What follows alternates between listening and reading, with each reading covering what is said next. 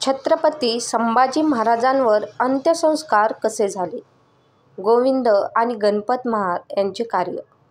11 मार्च 1689 हा दिवस मराठ्यांसाठी काळाने झडप घालणारा होता. अखेरीस या दिवशी छत्रपती संभाजी महाराजांचा वनवास संपला होता. असंख्य दिवस असंख्य यातना सहन करणाऱ्या शंभूराजांना औरंगजेब बादशाहाने वडू तुळापूर येथे ठार मारले. महाराजांवर अतोनात अत्याचार घडले होते. आधी महाराजांचे डोळे काढले होते, जीभ छाटली होती. संपूर्ण शरीराचा एक एक अवयव वेगळा करून औरंगजेबाच्या आज्ञेवरून इंद्रायणी भीमेच्या काठावर फेकून देण्यात आले. ज्या भीमा इंद्रायणीने शंभूराजांचे शौर्य आणि पराक्रम पाहिला होता, तीच इंद्रायणी भीमा शंभूराजांचा विखुरलेला देह पाहत होती. शंभूराजांच्या रक्ताने लाल झालेले त्या इंद्रायणी भीमेच्या काठावरचे पाणी सुद्धा हे शंभूराजांच्या रक्ताने माखलेले ते हाडामासाचे तुकडे बघून थरकापत होते. संध्याकाळ होत आली होती, परंतु शंभूराजांच्या शरीराचे तुकड्याजवळ जाण्याची कोणाचीही हिंमत होत नव्हती. कोणी जर शंभूराजांच्या शरीराला हात जरी लावला तरी त्याचे देखील तेच हाल होतील असा आदेश औरंगजेबाने दिला होता. औरंगजेबाच्या भीतीने आजूबाजूच्या वाड्यापाड्यांवरील माणसं त्या इंद्रायणी भीमेच्या काठावर जायला देखील घाबरत होती. अखेर पहाट झाली. रात्रीचा काळाकुट्ट अंधार आता नाहीसा होत होता. कोणीतरी सांगितले लागलं होतं. झाडांची सळसळ ऐकू येत होती. पक्षी आभाळात फिरू लागले होते. भल्या पहाटे जनाबाई परटीन धुणी धुण्यासाठी नदीकाठावर आली. कपडे धुत असताना तिला ते रक्तमासाचे तुकडे काठावर आजूबाजूला वाऱ्यासारखे पसरत होते. गावाचे पाटील असणारे दामाजी पाटील कोरेगावहून गावात परतले. बघता बघता त्यांच्या भोवती माणसं गोळा झाली. शंभूराजांच्या मृत्यूची बातमी ऐकून संपूर्ण गाव गोळा झाला. सगळ्यांचे चेहरे उदासवाणी होते. अनेकांच्या डोळ्यातून अश्रूच्या धारा वाहत होत्या. याच गर्दीतून पुढे येत गोरखनाथ बोलला, बाकी काही नाही. आपल्या शिवाजी राजांच्या मुलाचे रक्तमांस आपल्या गाव शिवाराच्या बाजूला पडावं आणि आपण मात्र गप्प बसलो याचं दुःख वाटतंय. खरं आहे तुमचं, मंदिराच्या बाहेर बसलेला गोविंद लांबूनच म्हणाला. शिवाजी राजांनी आपल्या लेकराबाळांवर या मुलखावर काय कमी उपकार केलेत होय. आज त्यांच्या लेकराचा आथडी कोथळा आपल्या गाव शिवाराच्या जवळ पडावा आणि आम्ही मात्र मूग गिळून गप्प बसावं, हे नाही बरं वाटत बघा. इतक्यात दामाजी पाटील बोलले, मंडळी, तुमच्यापेक्षा शंभूराजांसाठी माझं काळीज जास्त तुटतंय. पण गावाच्या भोवताली 4-5 लाख फौजेचा तळ पडलाय. बादशाची लई दांडगी आहे. त्यानं त्या रक्तामासाला कोणी शेवू नका असं फर्मान काढले.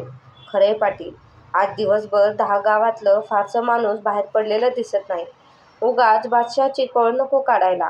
पंचक्रोशीतली बाकीची सारी गावं गपगार पडल्यात. आपणच कशाला घोड्यावर बसायचं. आता रात्र होत आली होती. गावपाटलानं निकाल दिलेला होता.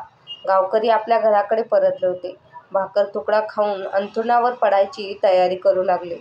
पण जनापरटीन मोठी जिद्दीबाई होती. ती थेट राधाई पाटलिनीच्या वाड्यावर गेली. तिने आजूबाजूच्या आयाबायांना गोळा केले. शिवाजीराजे आणि संभाजीराजांविषयी आधी गोष्टी निघाल्या. आठवणीने साऱ्यांची काळी झेलावली होती. रात्र बरीच वाढली होती, तरीही कोणीही तिथून हलायला तयार नव्हतं. मंदिरातल्या गोरखनाथ बुवाला पाटलिनीने बोलावून घेतले. तेवढ्यात या साऱ्या प्रकाराने बैचेन झालेला गोविंद पुन्हा तिथे येऊन पोहोचला.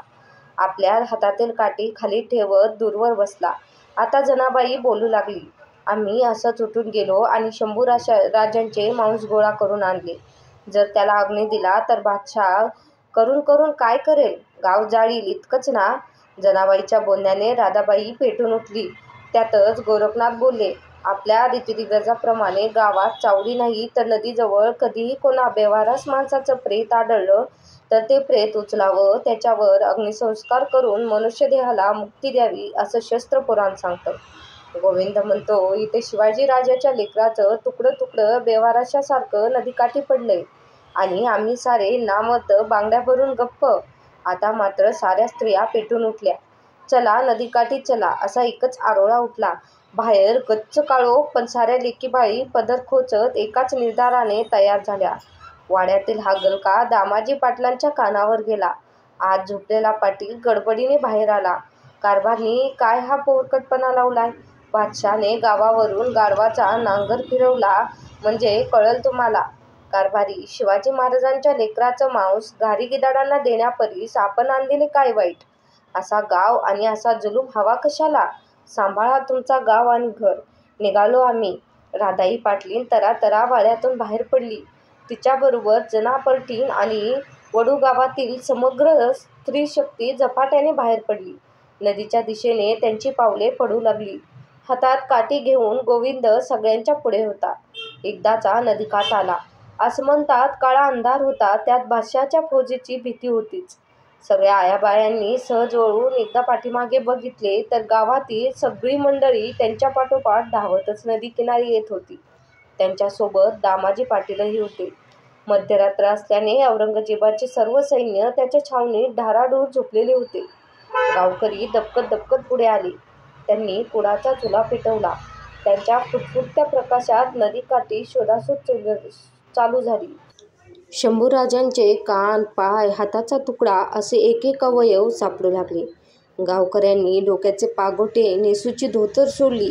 त्यामध्ये मांसाचे मिळतील ते तुकडे गोळा केले. त्या काळ्याकुट्ट अंधारातच गावकरी गावाकडे परतले. काहींनी आपापल्या घराकडे धाव घेतली. कोणी शेणकूट आणले, कोणी लाकूड फाटा आणला. दहनाची सगळी तयारी झाली. समोर पेच निर्माण झाला. चिता रचायची कोणाच्या जागेत?